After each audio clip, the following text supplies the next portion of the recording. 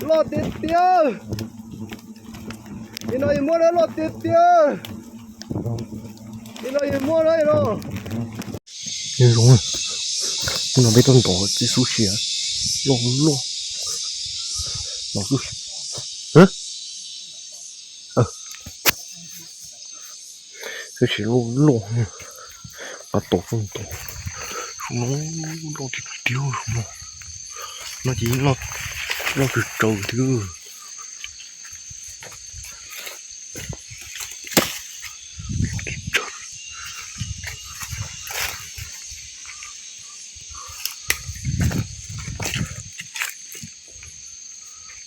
một cái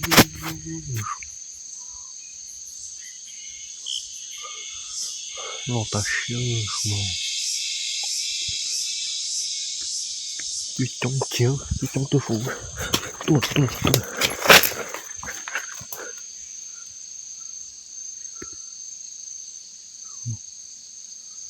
thì tiêu đó là chỗ này sẽ có tiếng lồng cháu lồng chú con đồng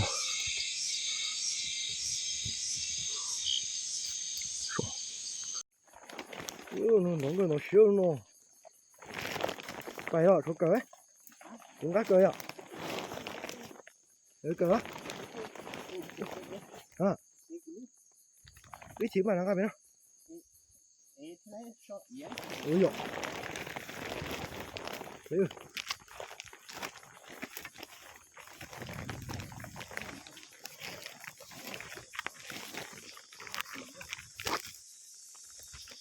ơi nói nói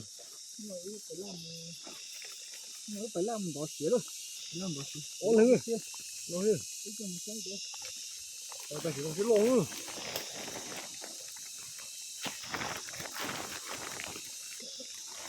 đây nữa nó kia nó chỉ hơn không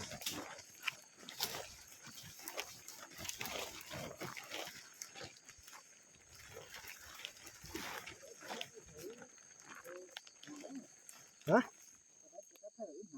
chưa chưa ra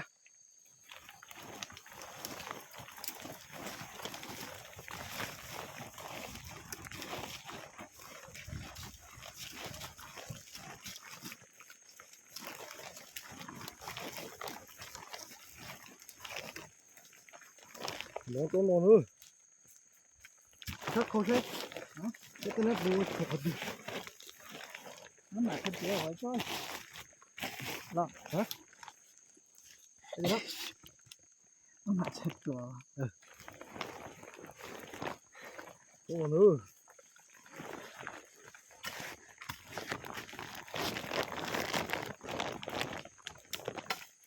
gì cũng ngon nó của bỏ vô đó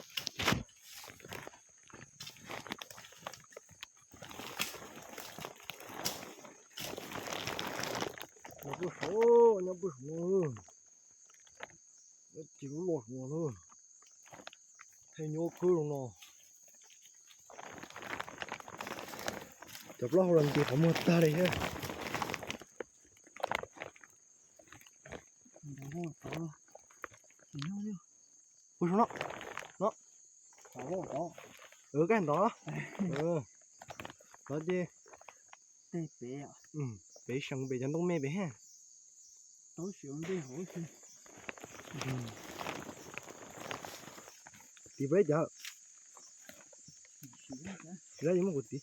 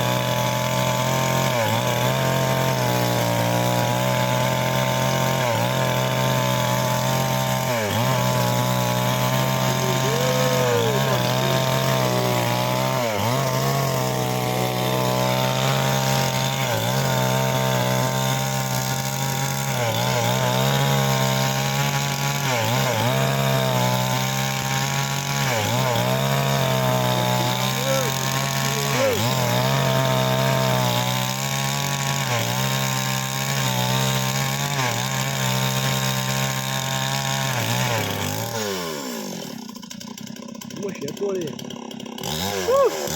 看到，我看看摸。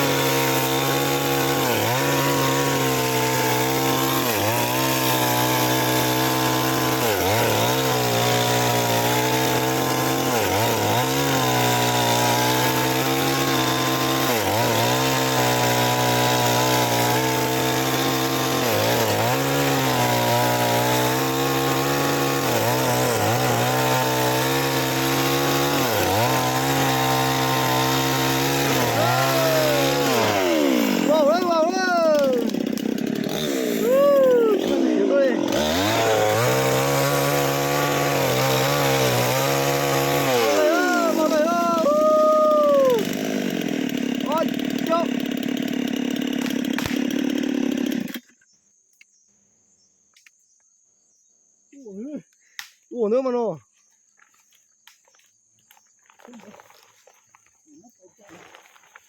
把扣着，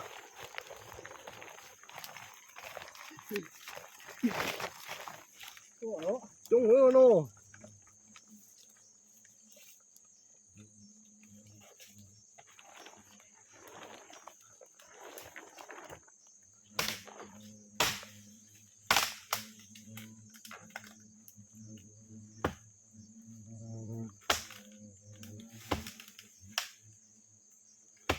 nó nữa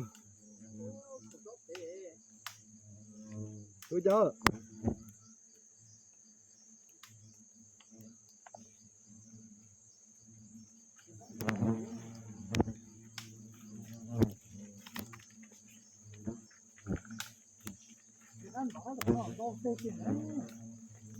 chưa đúng chưa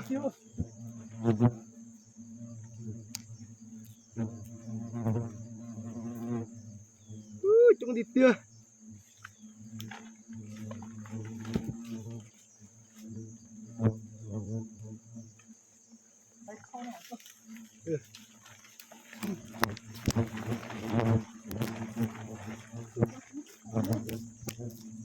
đi tia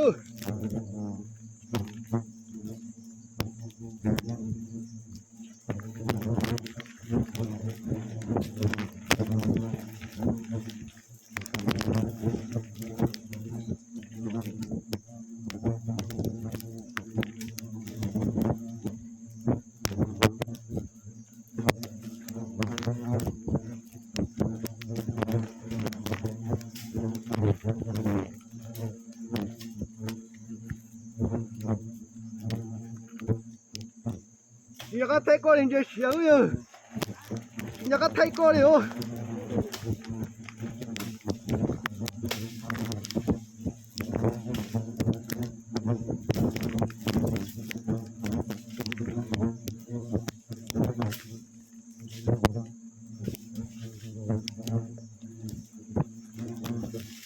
ก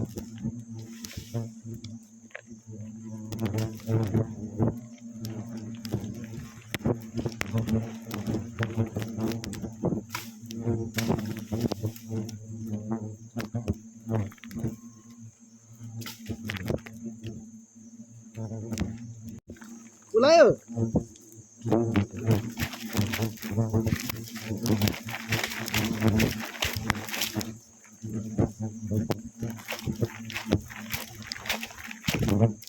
เดี๋ยวเป็นอะไรจ้องเดี๋ยว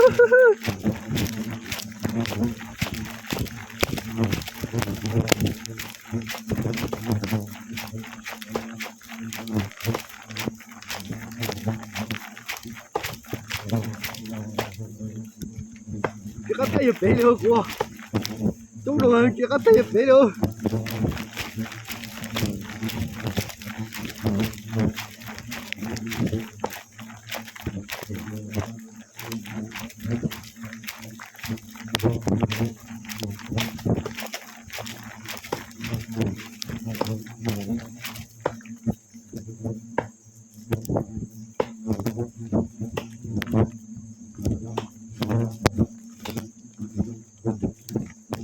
chỉ có thể về chúng tôi nữa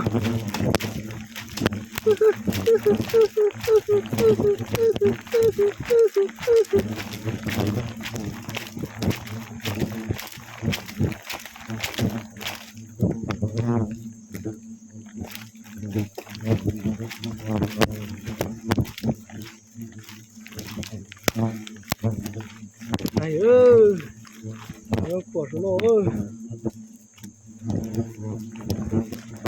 không lọt ta không lọt ta nhá要当然别别呀，别，你当然香啊，我不错，这我这里菜，我这里太热，我这里俺这到木了啊，来来，这个工装了呀，这是人工工装了呀。这个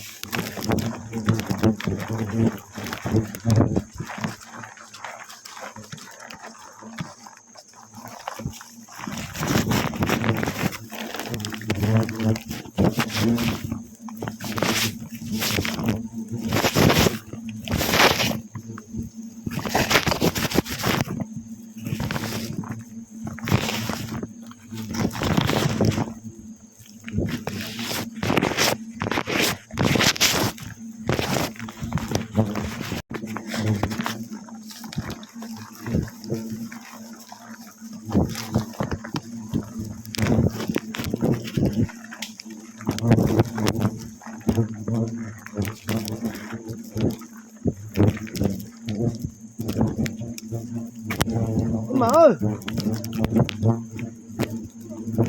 à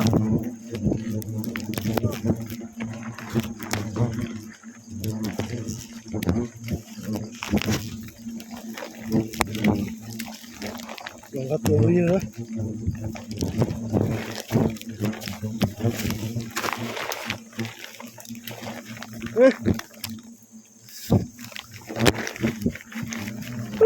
chúng đi tiêu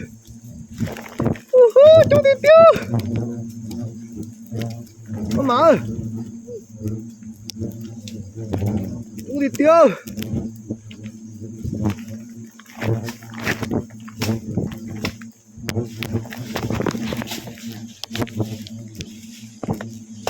để nó vào cái nó nữa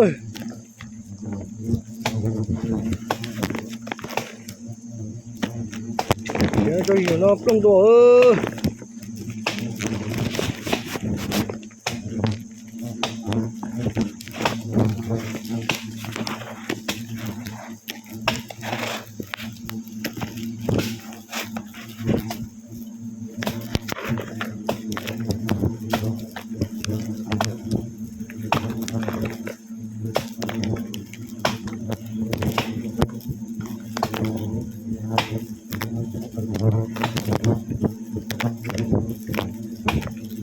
写着一劳动的行，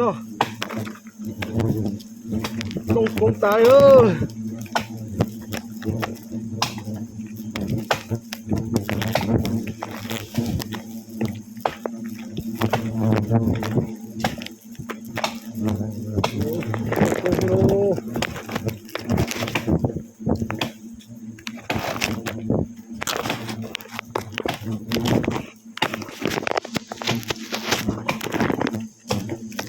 不用跌了。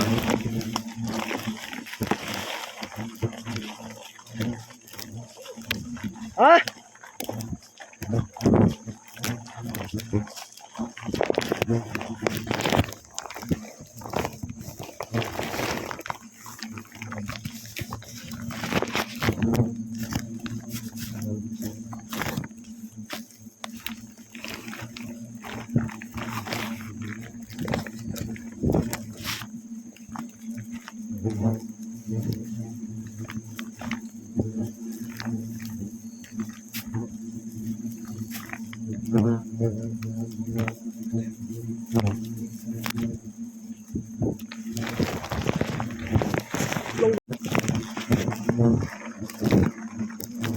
！đây đó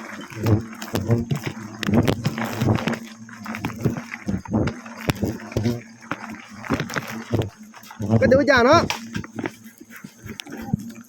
cái tù đó bông vào tưa cái tù đấy là cái tù đấy tù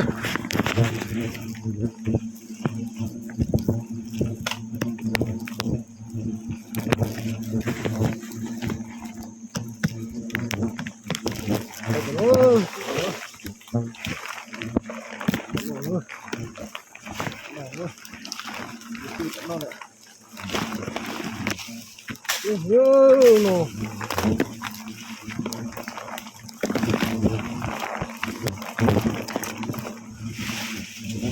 Lo đi tía. Đi tía lo đi tía. Lo cái tôi sẽ lo đi tía.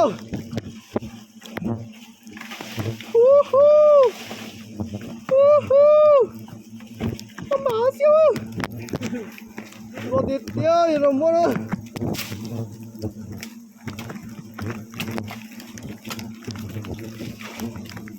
Lo đi tía. Con nhà nó chín lồng đó. Ơi, lồng nó rồi. Lồng nó rồi. Có phải tao lo nó có gì rồi thì tao lo nó ha. Lo vá lo chu, lo chân chu gì nó vá lo gì à chứ. Một chung tiếp tiêu.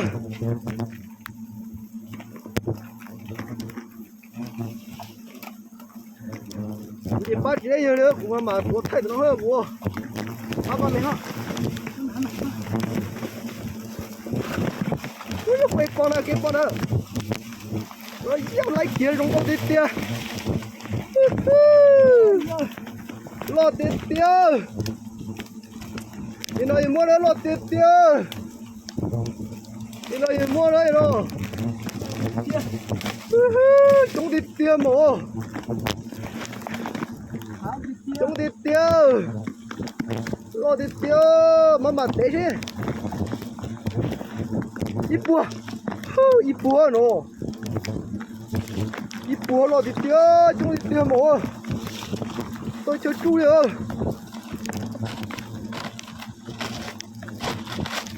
đây mà téo lộn ơi mà đi tiêu lo đi tiêu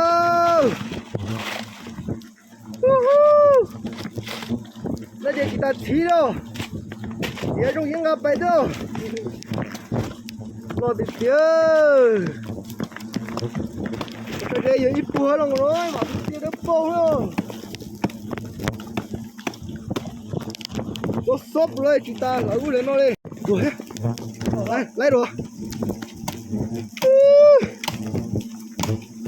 老的丢。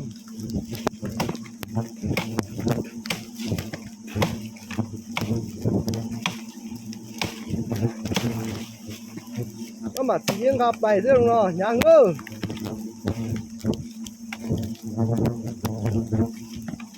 tiền hạt tiền bây giờ gặp bài rồi à cái gì anh chị cái đây không cái bún chả thật cửa có mặt chứ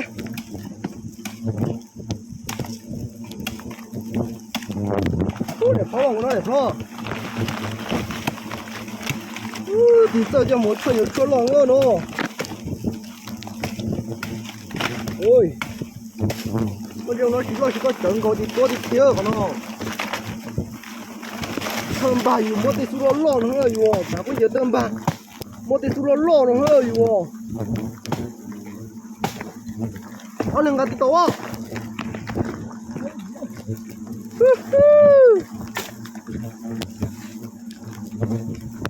cũng thấy có thấy không? Nhưng mà cũng thấy có thấy không? Toàn người bùa.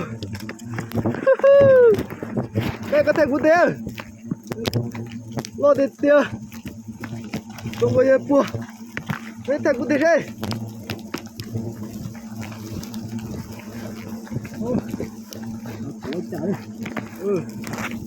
Ok, nó cho lấy chỉ tua này. cái trồng cái đó cái trồng cái đó nó trồng thế bao tiêu cái chút nữa yang cá đó cái đó nó cá gì nhát tiêu nó cần có cái trồng tiêu chụp xe đó nó chỉ vừa còn tới xuống lo cho lo xuống nó mày trồng tiêu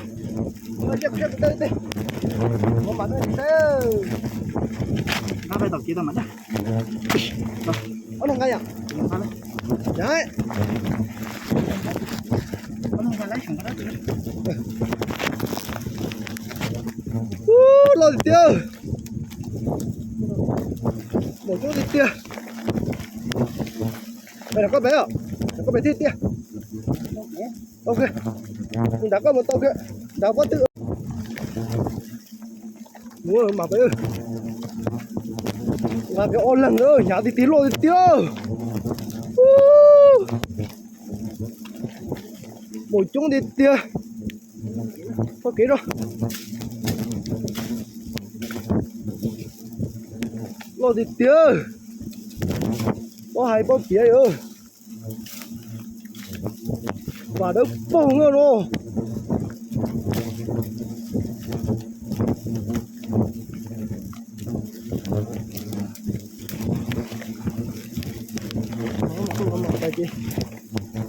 mà bay gì tụi nó ơi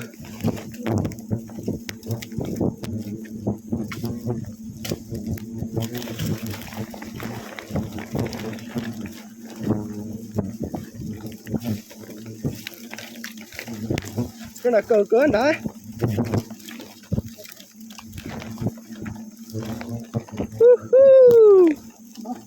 lụt tật tăng vô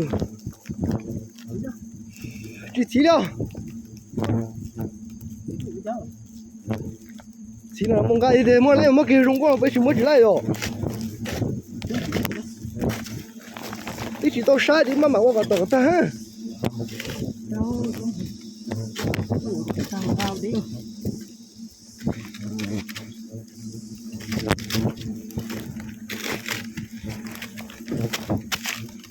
这里那里哦，别老去找啥意？我不说么臭大就说啊，我今年闹了哎，说了么臭大哎。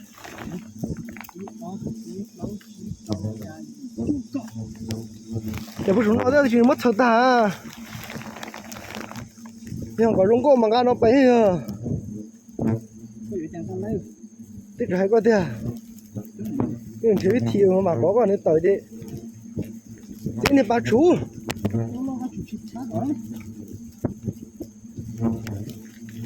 我搞的你都到了呀？啊，那你等下到都到太难哎。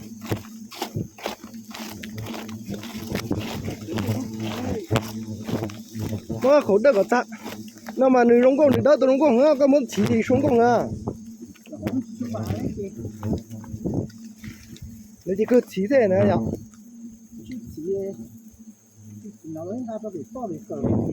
nhưng mà họ chỉ muốn chúng mà chỉ nhưng mà họ chỉ chúng mà chỉ chứ anh chị này thì đi anh chị thì chỉ muốn một chỗ có chỉ rồi có chỉ lại là như này có trâu rồi ở bên trong rồi à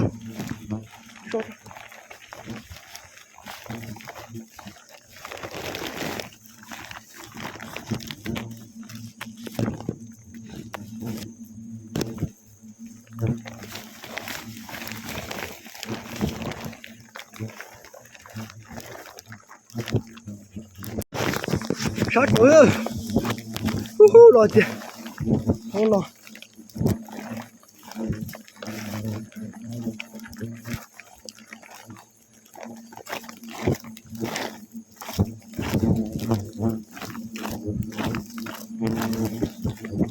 chỉ cho vào người ta hoa chưa đến nó vào cửa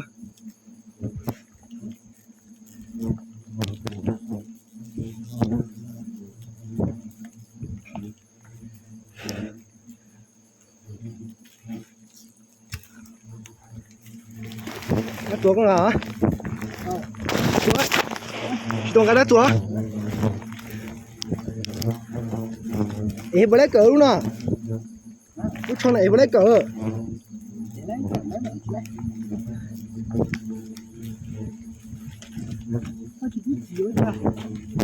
Nhưng chỉ à, những cái chỉ à cái hải đó đấy gì? Những cái mình tôi có chơi đó là chỉ cái gì nữa? Thì có chỉ nè. Tụi đó chuyển nhau con hả?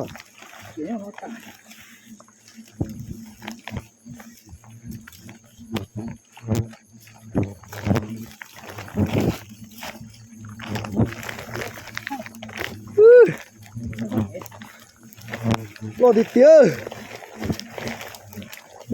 thí nữa ba thí nữa để số tía thế để sao tao này lo cho nó hiểu không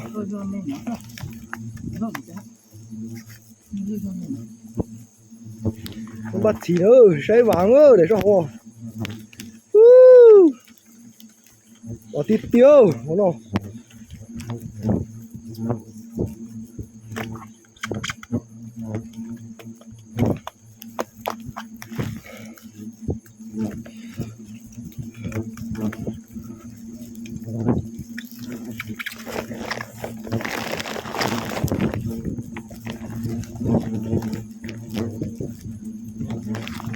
tia rất bông ha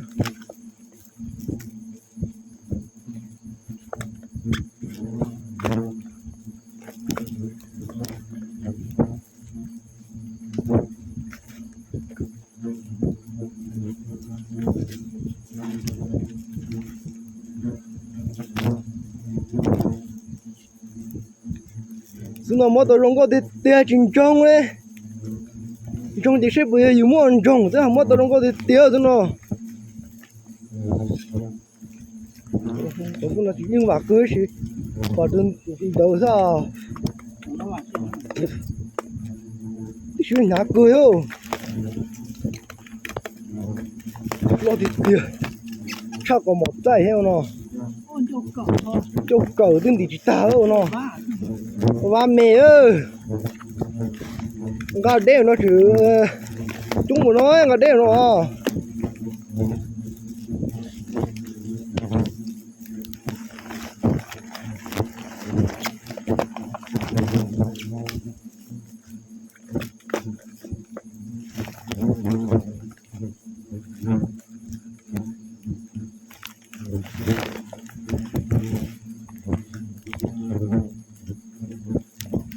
vào tí tiền đây hả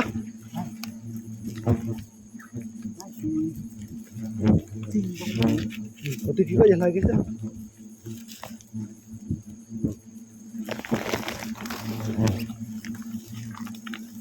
đây là trong đấy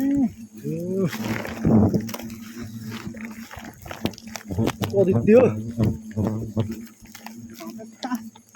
cái này mình chơi thương cá rồi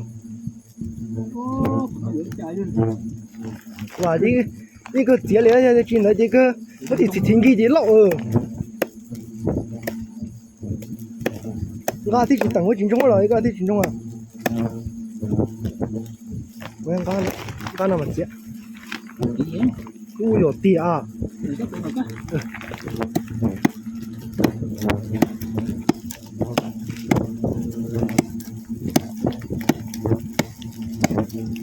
thế bị hấu nhân gì ra bị luôn trái nhân gì ra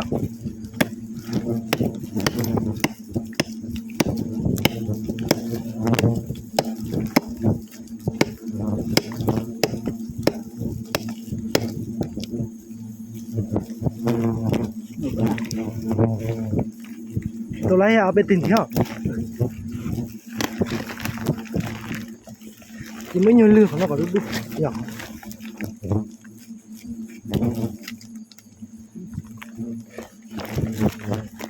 chỉ to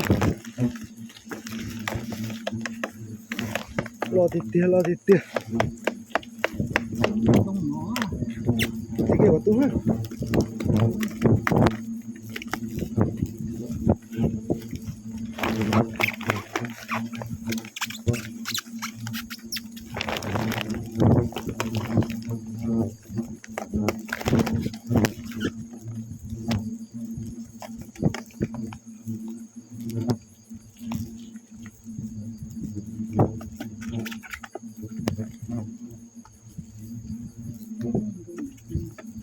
đúng không mẹ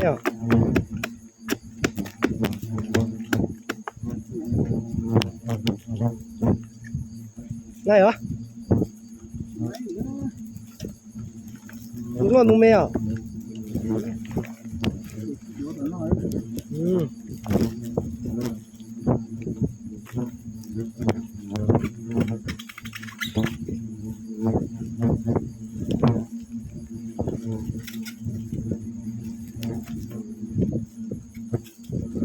chỉ là bỏ để mua bắt tàu cháu đi nó bứt tàu ấy hả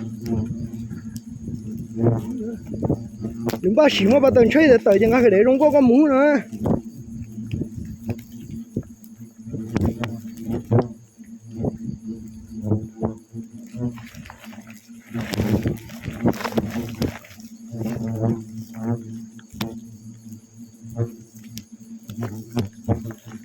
đây cho chị là của bác con này nè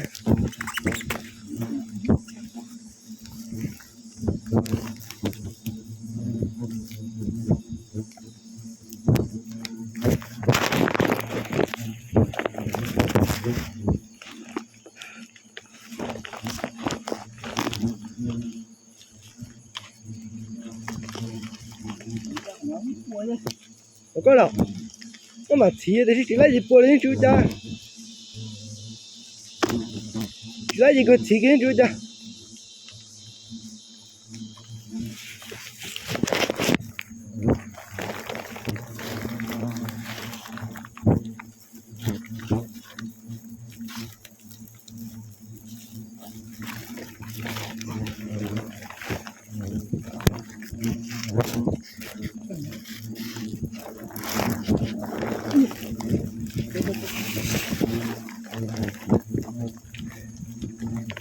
lo thịt tiền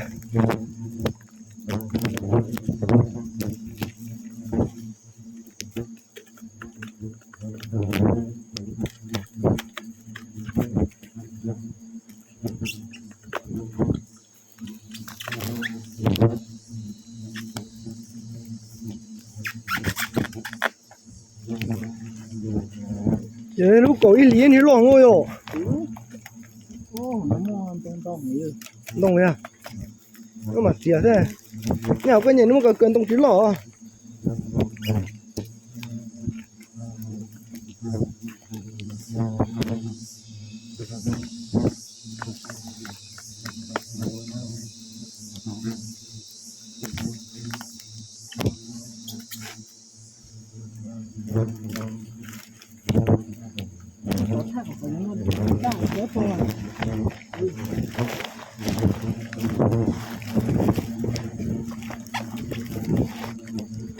Ổn ơi.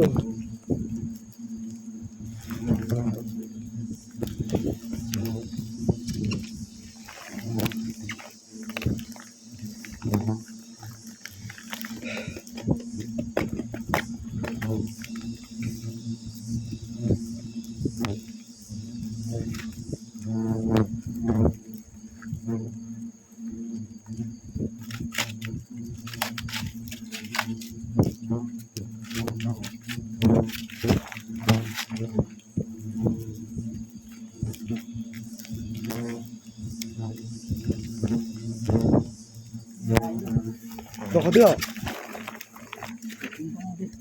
Nó quay gì cơ mà phua nó ta này à phua cái nó là nó cái gì mà phua muốn được lấy vào cái này chú cha nó có tiếng môn đồng thì chú cha đó có thiệt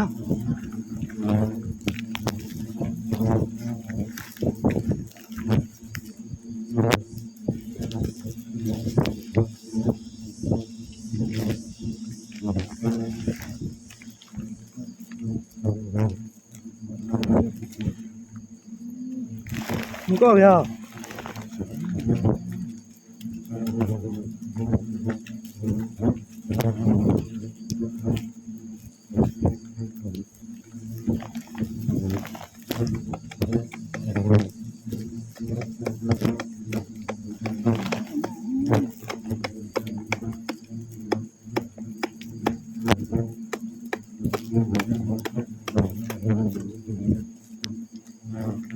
tiền lú rồi rồi đây đây đây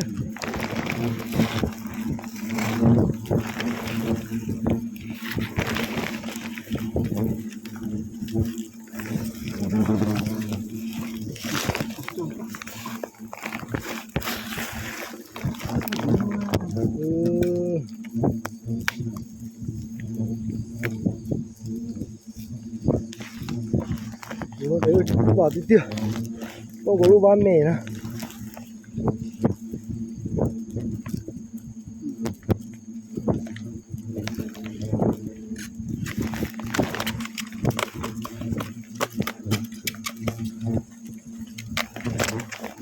啥的只骑那是毛的只大的就小骑啊，包个，我说。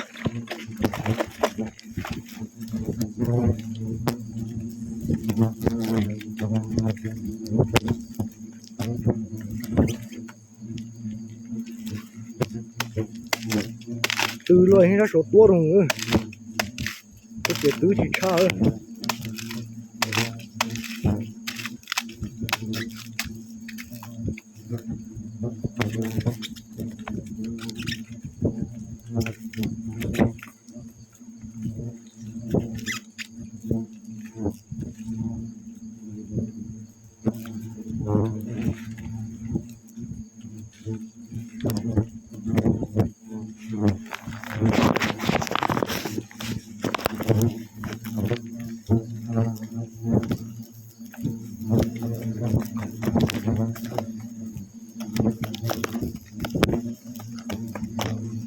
thì cho có sẽ bỏ lại plong đó cho gì đó có nên đấy có nên là có ấy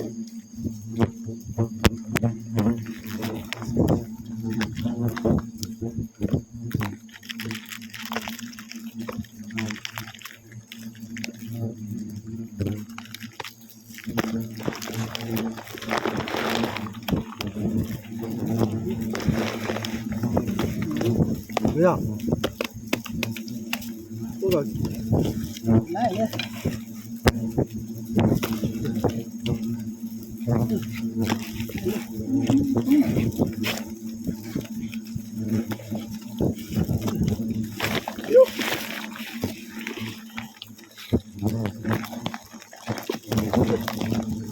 Nó thế rồi.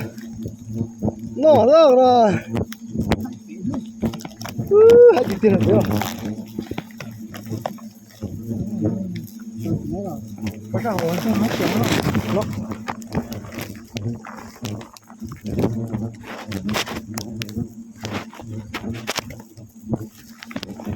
Tôi để theo này đâu, tôi để theo đồng. Đồng. Cái đồng không sửa đấy. Đấy mà cho nó cái.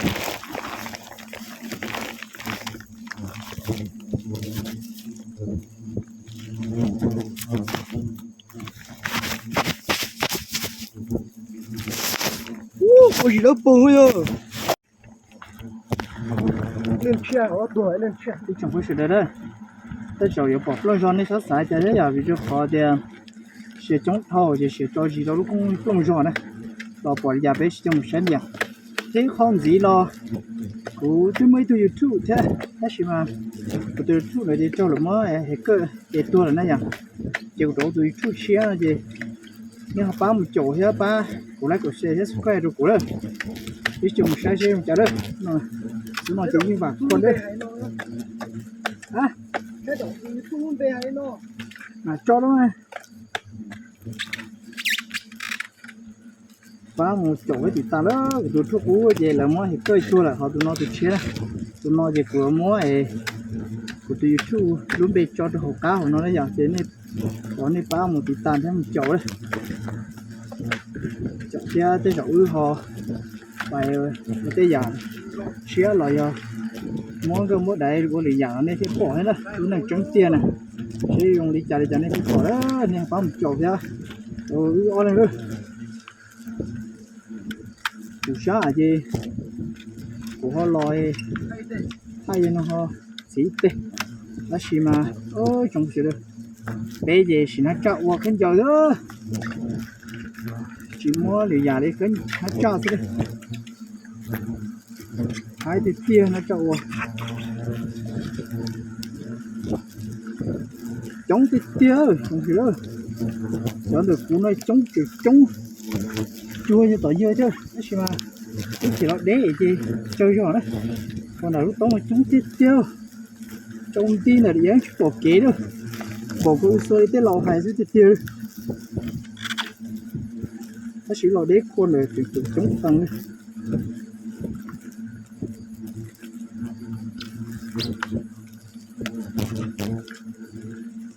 thế thì phải lấy rồi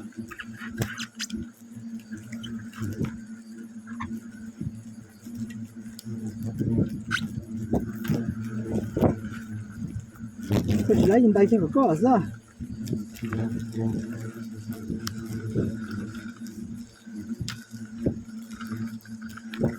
như chị nói gì chia gì nó chia quá chia được cho gì chỉ tiếp theo chỉ không sắp tới thì chứ và tiếp theo nó tiếp theo nó và tiếp nó tập tao được bấm mà liền chỉ tôi sai gì nữa đó chỉ nó chỉ lo đó chỉ nó chỉ lo con á nó chỉ lo tiếp theo lo vá đó chú cha có cái này chú cha cái chỉ cái lo rất có cái chú bài không có này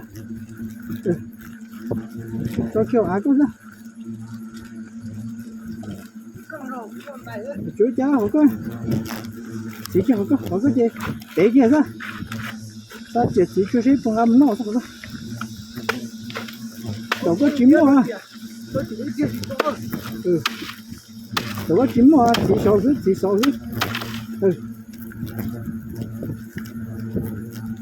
cái số có thôi chỉ trên đây làm không chứ chỉ ok thì lão chỉ cho ra chua cầu đấy này nè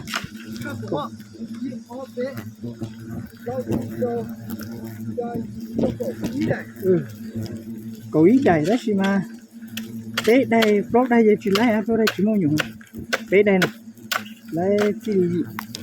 Sát đây.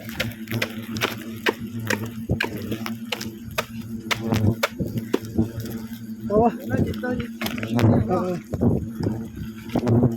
Cái chị đó có chị cái, ta đi nó bút bể. Trong xe, những người kia nó bút bể, tao bể mà xí châu sai xí một đi chả đấy, xí một trong cái cái dòng cá của nó chữ, tao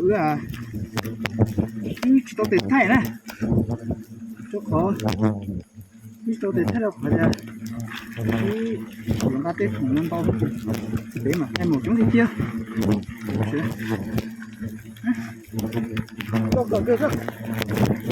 nãy cho nó thế nào? Cái này chín non đi à? Cái bảo cua hết, những con này bồ kia đấy mà, đấy kìa.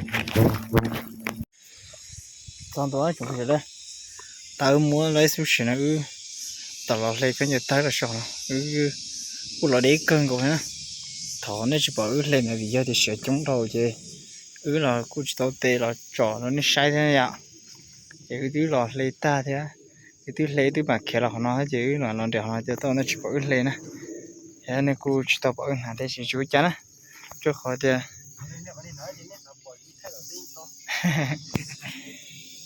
dạ kệ. Thì nó giờ ta thay à, giờ mình cũng giờ nè, cụ giờ tôi mua đó. Nhưng trai ta ta giờ thời giờ tới giờ cái chỉ có thay cụ để cho chỗ lại giờ sẽ chỉ cho cụ hiện cho nó tươi. Chỉ là cũng thay tỏi rong ha. Ở chỉ không giờ nó này à, chỉ không giờ nó không mấy rong nó gì. Tại lấy đó xem mà thằng này gì, sẽ có tua thế gì, lấy cái gì kia sẽ gì, kia những kia số kiến đó sẽ thế gì, thế thay cho nó sai, thay số chán nữa. Làm trong ở bên trong của đó chặt tao bên trong cái gì, cô lò nhớ được họ nọ này. Cái lần để họ nữa, gia trong có thì tiêu trong sự đó, cái để số trong mà, nó gia chắp lỡ. Nó non tu trong cái ở bên nó cũng lò na chứ, nó cũng chín chạy ra trong có cơn cầu thôi, trong bờ tị bé gió lò bé gió lò gì, bờ tị nó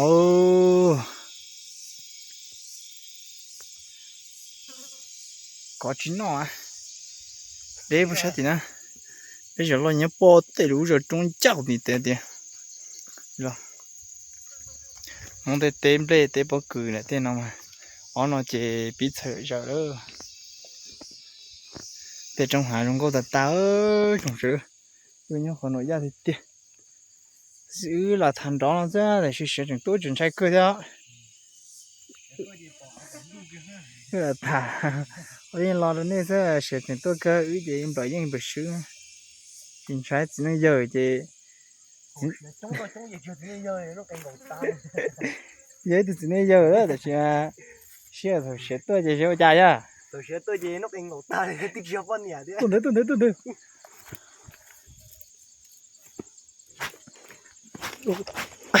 nó con chơi cái đi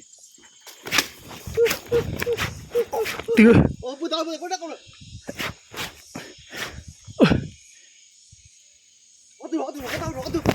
có tao sắp khiến bảo cái su kia nào bảo nó có cho su đây ở tụi chỉ đi chơi chịu nó thế chủ gì Bố tích chưa con nhỉ thế hả? chỉ đi chơi Chờ là tích chưa là thế. chỉ đi chơi chị cho nó thôi Bố bé rất khó bé. sao cả chỉ bao nhiêu mua xí nó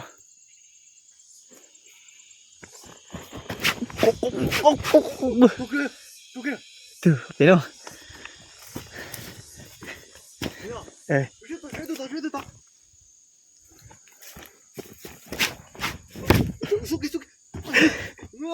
Tích chưa con nhỉ, tích chưa. Đi giờ là để họ chỉ thôi. chắc cứ nói là tôi bay Chỉนึงnào.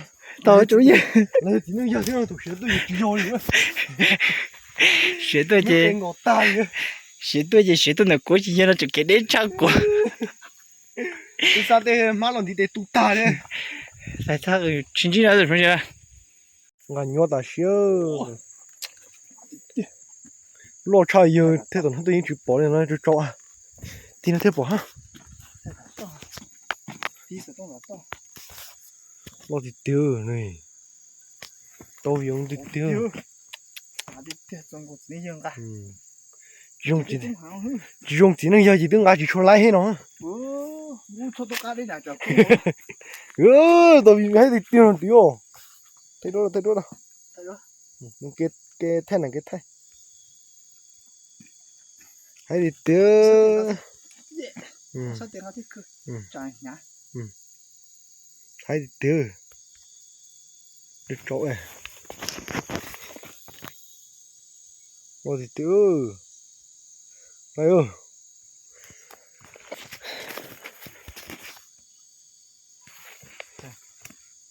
hay thì hay thì này ơi anh tàu tiền ơi chỗ cơ trái xong để ăn ở sao thế cái sao thì tụi nó chỉ sao cuối sao phụ ơi ui cho wow nhà luôn à trời bọn nhẹ trở thế lẽ là chỉ nói gì à sao mì mấy giờ chỉ tàu rồi nó chả cho chuyện nhỏ đó nhả đâu